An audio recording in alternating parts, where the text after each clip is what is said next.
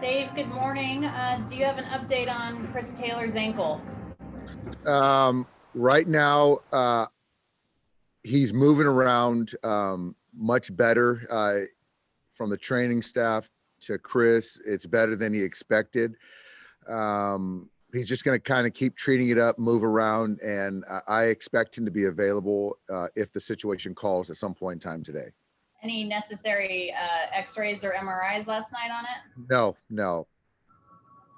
Now, with Chris out of the lineup, at least to start, you have to put, any right-handers that you have in there with Will Smith and as the DH, and then Barnes catching Buehler. What do you like about this lineup tonight against Max Fried?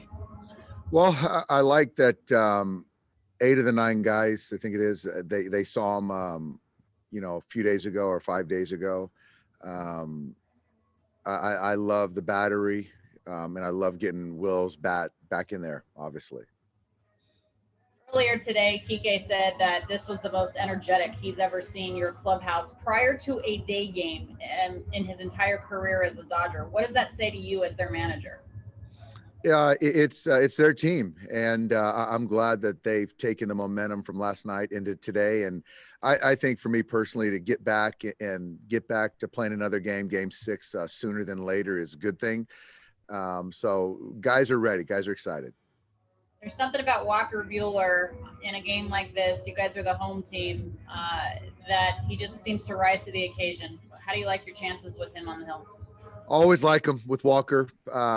He just has a way to, he's shown it throughout his career to step up in big spots and just not get too amped up, knowing how big a particular game might be, and just execute pitches. Thank you, Dave. Yes. Next question's from Dave Vassay. Go ahead. Dave, how much do you expect Barnes to be able to help Buehler get more in sync than he has been recently with his command? Yeah, you know what? I'm expecting, Will and Austin do a nice job with Austin. I think it's just more of, I don't think it's really the catcher. Walker just got to continue to execute pitches, and I think he just hasn't been really dialed in as far as kind of being very consistent. But obviously the stuff has been very good, but I really expect him to be good. And obviously him and Austin, their relationship is really good as well. Thank you. Next question's from Jorge Castillo. Go ahead. Dave, after that last outing, Walker just mentioned that he was maybe a little too fine. Does he just seem to be more aggressive and trust his stuff a little bit more? Well, I know he trusts his stuff. I think that being fine, but Walker, typically pitches on the edges, and he's got really good command. This is a very good fastball hitting team.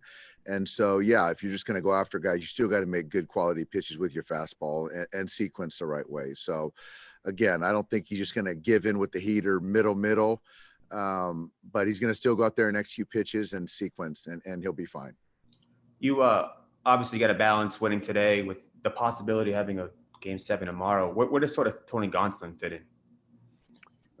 Tony's available, but it's more, expecting him to pitch tomorrow. I think that right now tonight, I like the options we have tonight.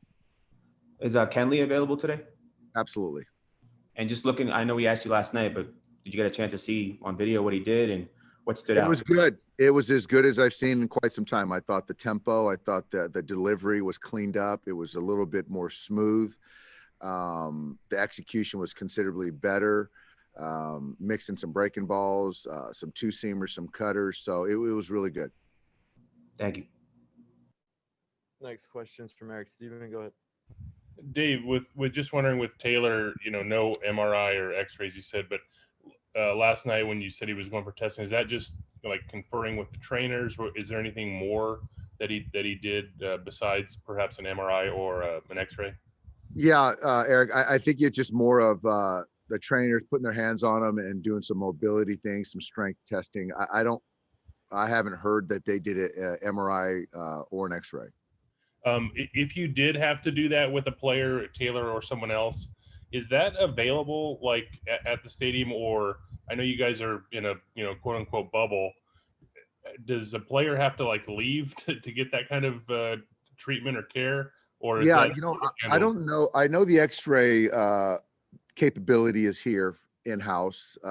As far as MRI machine, I think that's pretty doubtful. So I think any scan would be the X-ray. Thanks. Next question's from Rowan Kavner. Go ahead. Hey, Dave, Kike was saying this is about as much energy before a day game as he's seen in his time here as a Dodger. I'm curious if you've noticed anything about just sort of the vibe of the team this morning. I think that people are excited to get going, and having a kind of a midday game after night game, I think that's good for us as far as how we finished last night. So no surprise that guys are coming here with energy this morning. Next question's from Gabe Lacroix.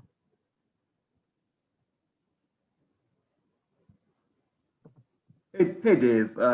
You try to game plan against a guy like Freddie Freeman, but I mean, he's just so talented with the bat. It's so challenging. I mean, what are the challenges of trying to get him out, and what have you seen from him this series that I guess only reinforce what you thought about him already? It's no surprise how challenging it is.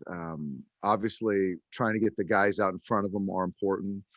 You have a guy behind him that in Ozuna that's in the MVP talk, who's had a tremendous year in series. And now as far as Freddie, he hits left and right. He covers all quadrants, speeds. So yeah, it's tough. I mean, I think we've pitched him well at times, and I think when we do make mistakes, he's made us pay. So, that's what you get when you're talking about MVP caliber player. Next question's from Kyle Glazer. Go ahead.